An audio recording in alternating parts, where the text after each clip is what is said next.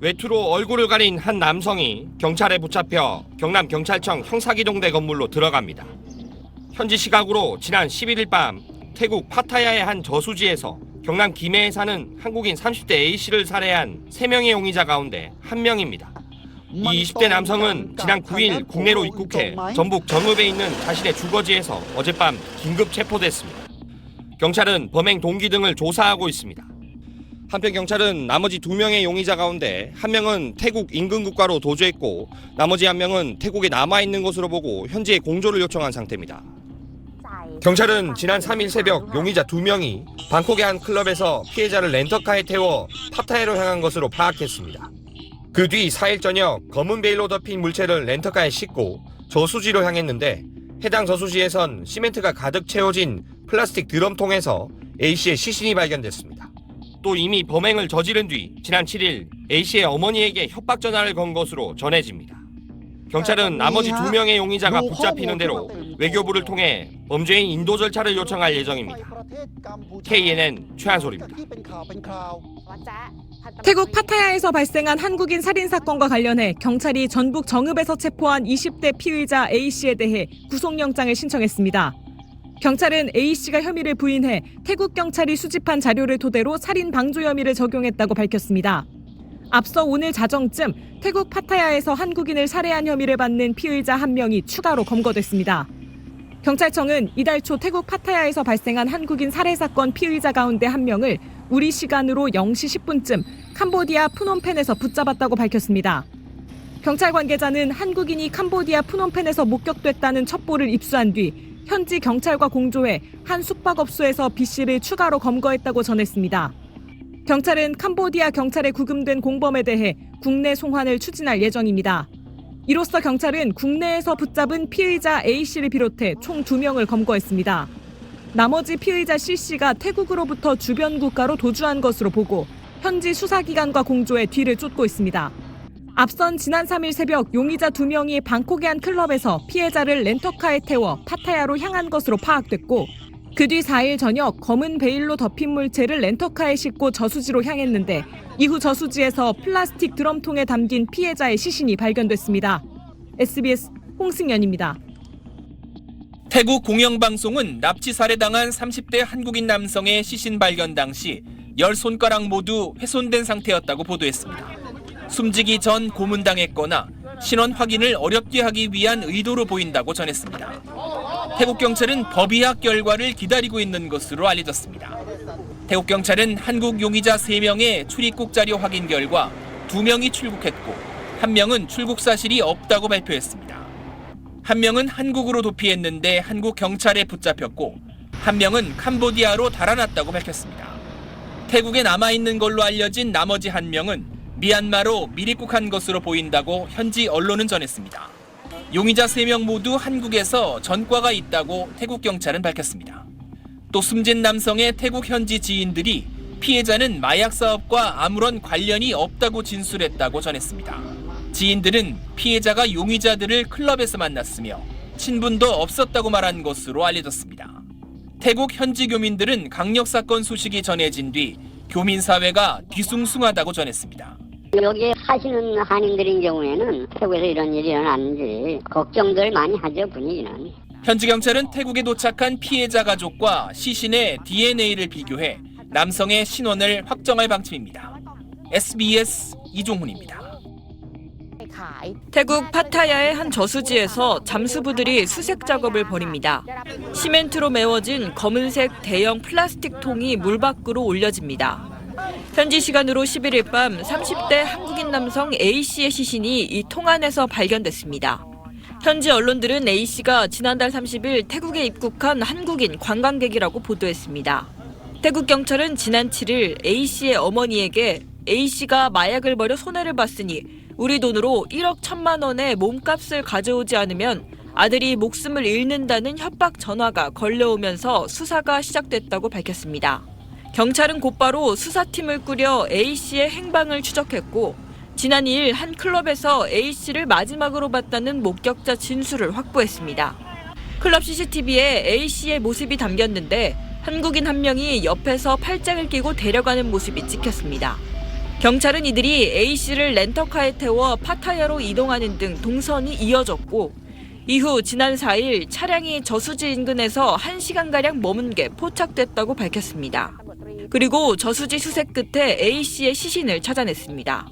경찰은 한국인 용의자 3명의 신원을 확인했는데 이 가운데 1명은 지난 9일 태국에서 출국한 걸로 나타났습니다. 나머지 2명은 출국 사실이 확인되지 않아 추적 중입니다. 외교부는 현지 경찰에 신속하고 철저한 수사를 요청했다고 밝혔습니다. SBS 뉴스완입니다. 참 영화 같은 장면인데 이게 도대체 어찌된 일입니까? 네, 지난달 4월 30일 날 네. 34세 된 한국인, 34세 됐죠. 경남 김해 거주하는 분이거든요. 네. 지금 태국 파타야로 이제 관광을 떠났습니다. 그런데 5월 2일 날, 네. 5월 2일 날 클럽에서 마지막으로 목격이 되고요. 그리고 이제 행방이 묘연했는데 나중에 7일 날 어머니, 경남 김해에 계시는 어머니에게 전화가 옵니다. 그 아들이 마약에 관련돼서 마약을 물에 버려가지고 손해를 굉장히 봤다. 네. 그래서 이제 300만 바트, 우리나라 돈으로 한 1억 1,700만 원 정도 되는 걸로 네. 기억이 되는데 이걸 달라고 해서 결국은 그 34세 된 그 피해자의 어머니가 곧바로 태국 대사관에 연락을 하고 어머니는 얼마나 놀라셨을까요? 그렇습니다. 그래서 태국 경찰이 이제 대사관에 연락을 받고 수사를 시작을 해서 CCTV라든가 그다음에 여러 가지 그 진술 이런 걸 토대로 해서 결국 그 한 저수지에 드럼통 안에 세면으로 버무린 그 시신을 은닉한 이런 걸 발견해서 지금 수사가 시작이 됐는데 방금 말씀하신 것처럼 어제 저녁 8시가 다 돼서 네. 경남경찰청 형사기동대가 이 정보의 첩보에 의거해서 현장에서 주거지에서 긴급 체포를 했는데 전북에서 검거가 됐습니다. 자, 한국인끼리 이렇게 서로 범죄를 저지르고 피해자가 된 건데 자, 시신 유기 방법도 굉장히 좀 무섭고요. 그렇습니다. 저 시신을 또 훼손도 했다고요. 네. 사실 우리가 영화에서 보면 범죄나 형사물 시리즈나 그 범죄 영화에 보면 이 드럼통에다가 세멘트와 버무려서 시신을 유기하는 장면이 나오는 거죠. 네. 이게 지금 아마 모방을 한 범죄로 좀 개인적으로 보이는데 또 시신의 신체를 일부를 훼손을 했습니다. 이건 뭐냐면 목적이 그 피해자 그 시신의 이제 신원을 특정하지 못하도록 하는 방법인데 이 사실 그 범죄꾼들이 사실 무지하고 무식한 부분입니다. 왜 그러냐면 지금 과학수사가 얼마나 많이 발전돼 있습니까? 진화돼 네. 있지 않습니까? 아무리 신체 일부를 훼손해서 시신을 몰래 그 감추려고 은폐를 시도를 하더라도요. 지금은 DNA 기법이 굉장히 발달돼 있습니다. 네. DNA 채집을 하게 되면은 바로 시신이 확인이 되는 이런 거기 때문에 제발 좀 이런 끔찍한 범죄 좀 저지르지 않았으면 좋겠습니다. 시멘트가 들어있는 통에 넣어서 시신을 유기했다는 건 이제 물속에 가라앉아서 떠오르지 그렇습니다. 말라는 뜻이었잖아요. 네. 자, 그런데 태국 경찰이 비교적 빨리 찾았습니다. 네, 말씀하신 것처럼 이제 신고 대사관이나 영사관 그다음에 이제 태국에는 보면 우리 주재관 경찰이 있습니다. 네. 그래서 이제 그 실종 신고를 냈는데 태국 경찰이 재빨리 그 이동 동선을 확인하고 그다음에 클럽이라든가 CCTV를 확보를 했는데 어느 순간에 한국인이 그 차로 드럼통이 플라스틱입니다. 네. 드럼통과 밧줄을 구입한 장면을 CCTV에 확인을 했고 그다음에 그 차량이 계속 이동 그 동선을 확인해서 바로 시신이 발견된 저수지에 옮긴 뒤로 1시간 정도 있다가 다시 주거지로 돌아간 걸 확인하고 그렇게 돼서 이 사건이 실체가 드러나게 된 것입니다. 자, 납치범들이 피해자 어머니한테 돈을 요구하는 협박 전화를 걸었다던데 자, 그러면 금품을 갈취하기 위해서 벌인 범죄인가요? 네, 지금 가장 먼저 분석이 될 부분은 마약 연루가 돼가지고 손해를 봐서 사실은 300만 바트를 달라 우리나라 돈을 1억 한 2천여만 원 가까운 돈을 달라고 했지만 전체적으로 보면 클럽에서 최종 목격될 때 이 사람들하고 이 접촉하는 부분들이 진술에 이제 나온다고 합니다. 네. 그렇기 때문에 예전부터 아는 사람인지는 모르겠지만 어쨌든 여러 가지 상황으로 보면은 이 보복 범죄는 아니고 금품을 노린 범죄. 그러니까 예전에도 그 한국인이 필리핀이라든가 태국 같은 데서 실종이 됐을 때 금품 요구한 부분이 있다가 미지 사건이 되기도 하고 그다음에 범인이 체포되기도 했었는데 이 사건도 피해자를 유인해서 먼저 살해하고 그다음에 이 피해자 부모에게 돈을 요구하는 이런 수법으로 보이기 때문에 네. 아마 전체적인 수사 맥락은 이제 종결돼봐야 알겠지만 현재로서는 금품을 노린 이런 끔찍한 범죄를 저지르고 가족에게 마치 살아있는 것처럼 해서 협박을 했다. 이런 그 협박 사건으로 분석이 됩니다. 자, 1억 1,몇백만 원을 요구한 이유가 바로 저기 당신 아들이 말이야 물속에다가 불법 마약을 버려서 우리가 손해를 봤기 때문에 그걸 네. 물어내라는 요청이었다는데 자 그렇다면 이것도 마약 범죄하고도 관련이 있는 거죠? 사실은 마약 범죄 연루라든가 이런 부분은 현재 드러난 건 없지만 현재 20대 중반의 범인이 한국에 들어와 가지고 네. 잡혔고요.